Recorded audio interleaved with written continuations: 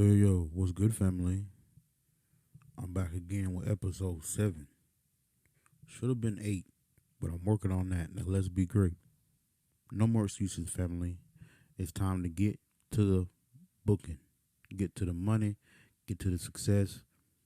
And the only way you're going to get there is through failure, hard work, and focus, and having a bigger picture and a bigger dream than everybody else. And stop sharing your ideas and your dreams with everybody. I don't care if your circle is tight. Don't share with everybody or they ain't gonna make it right. And I've learned the hard way sometimes when you try to share your dreams with everybody, somehow it gets messed up. Somehow.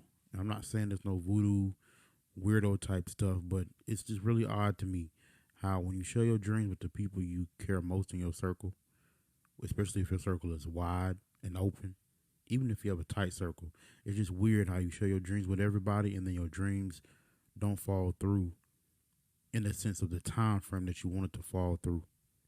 Now down the line, if your dreams don't happen, either is divine intervention or you just done bust your backside long enough to go after what you want and stick to your vision.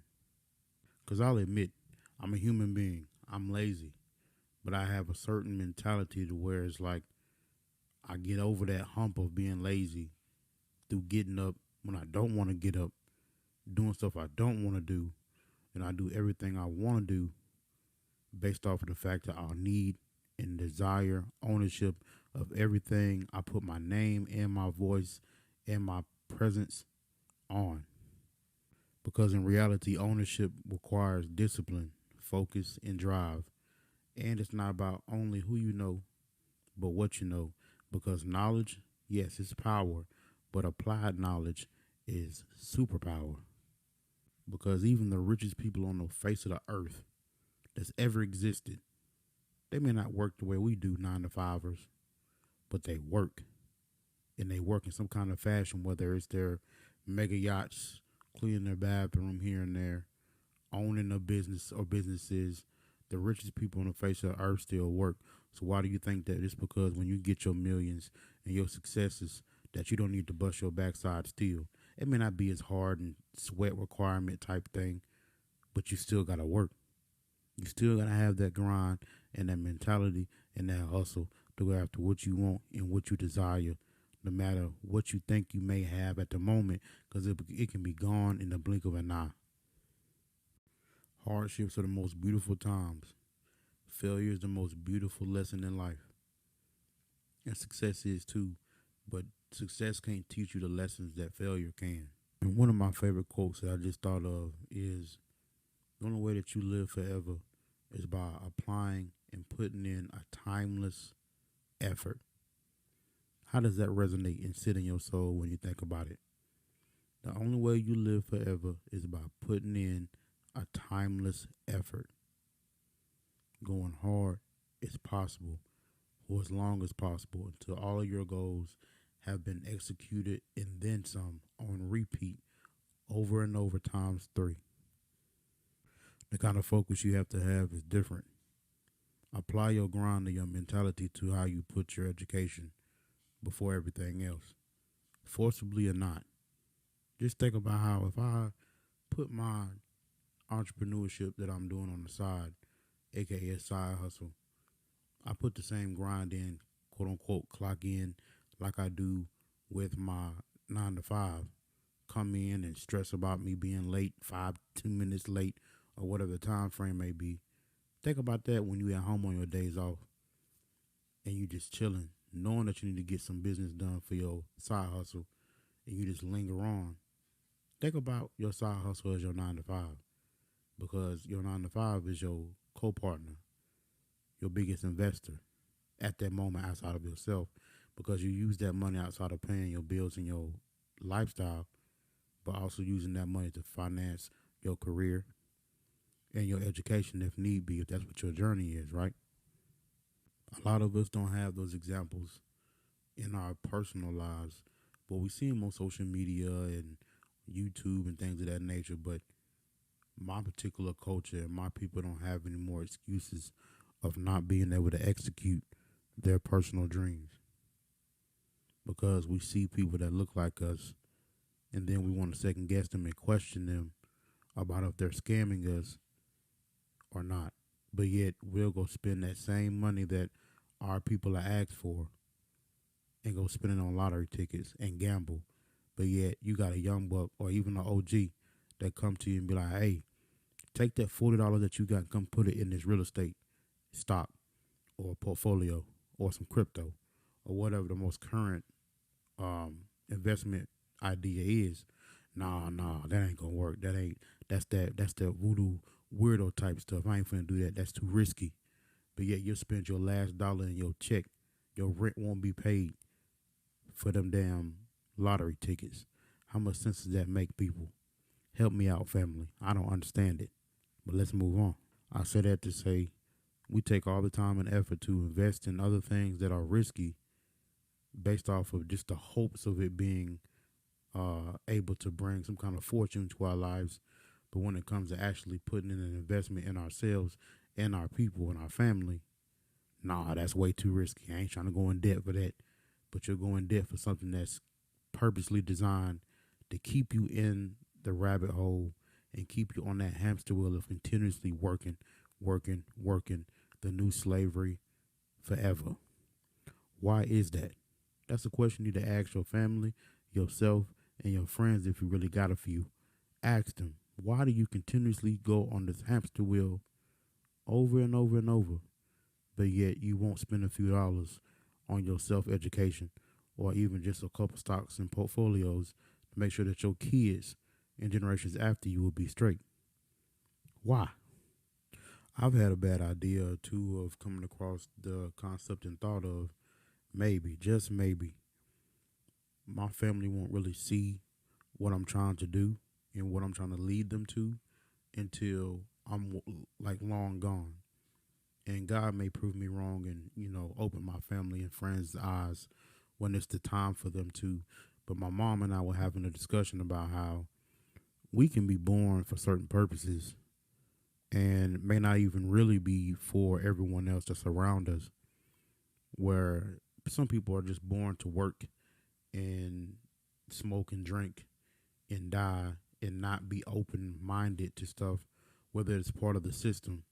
And then there's people like myself and a few of my other selected people in my family and outside of my circle that have that mentality that have once been in the matrix and see how everything can be, this ain't right. Me making $2,000 on a check, but I'm only getting $1,400 out of that 2,000 is a problem. It's an irritation for us. And that's why I feel like everybody has a design and distinct purpose in this matrix or this world, because the people who are meant to be wealthy will eventually learn how to become that, and the applied knowledge will make them that over and over 10 times, tenfold. And I bring that up as well because I had a discussion with my aunt and even a couple of people in my family, just out of curiosity and randomness, to be honest, asking them, do you think for yourself personally that you could be the first millionaire in our family? A lot of them were like, I don't know. I don't think I have as many talents as you do, but I believe that you could be the first millionaire in our family without a doubt.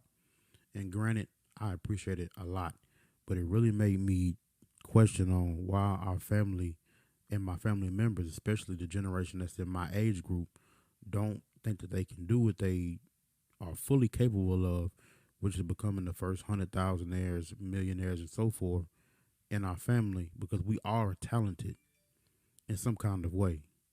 But yet our mentality has been damn near tarnished because of what our family or friends or outside influences may have told us. And what our culture tells us is we don't have enough. We'll never have enough. But yet they believe in me wholeheartedly just because I make music or I apply myself and take that risk on certain things. I try to tell them, like, look, y'all, like, I started off with $5 in my portfolio, in my Robinhood account at first, just to see what it would do. $5. And then I grew it slow, turtle pace, to get to that next level. And there's nothing like seeing your money work for you while you sleep. That's why I eventually had to learn from my car accident and breaking my leg. God had to show me, like bluntly, like you don't have that much time. You need to stop doing what you're doing and focusing and building everybody else's dreams and start focus on building your own. So everyone that's in my family or anyone that listens to this podcast, I want y'all to know, y'all, I believe in y'all just like y'all believe in me. Y'all think that I'm gonna be the first millionaire in our family, and I really do appreciate it. But I really do want y'all to think the same thing for yourself because it's possible. We're still young, no matter what stage of your 20s that you're in, even if you're 18 or 19.